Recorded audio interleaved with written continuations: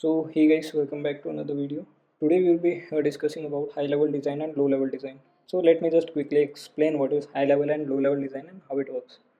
Okay, HLD, which is high level design, and LLD, low level design. So let's understand this through an example. So the example would be uh, this kind HLD, high level design. This kind of architecture takes into consideration the main components that would be developed for the resulting product. So, like the designer only focuses on high level overview of the system. Low level design means going into the functions, defining the class, relationship between schemas.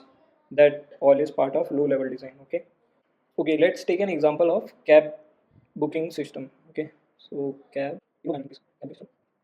So the high level design of this would be like let's first define the functional requirements.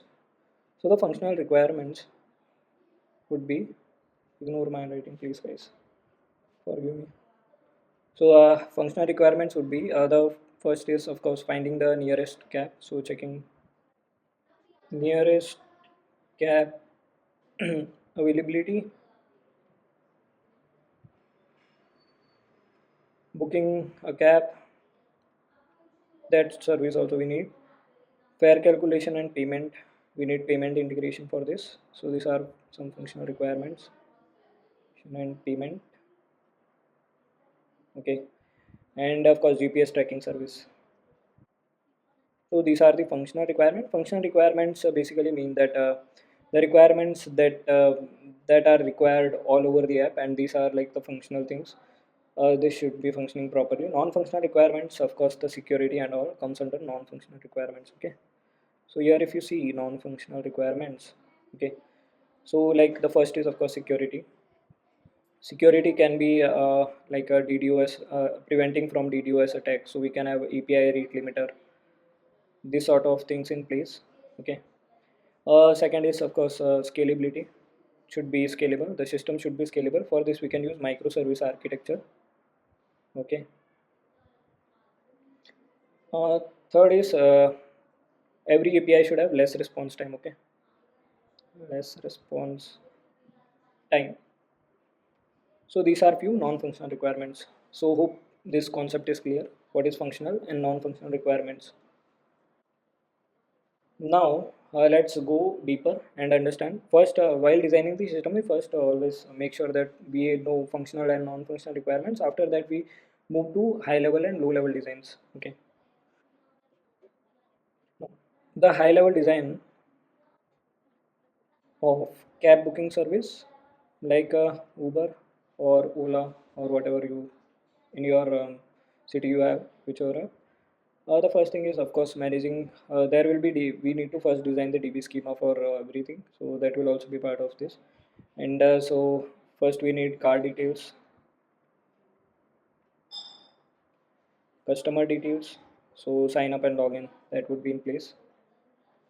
And DB we can use MongoDB, Postgres, whichever you like. And of course booking details. For that we need one table.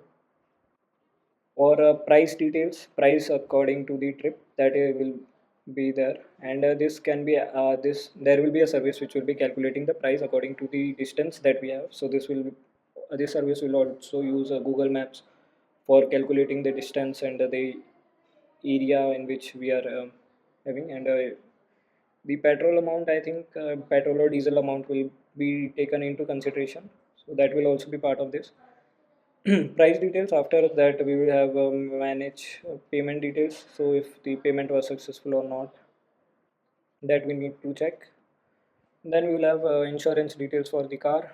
This is some extra feature that I'm adding but not required. Of course map service will be there. That's it. This will be high level design. So these are like the things that we require in this app. So this is the part of HLD. Now low level design. So low level designs would be, so the low level design will consist of the defining classes,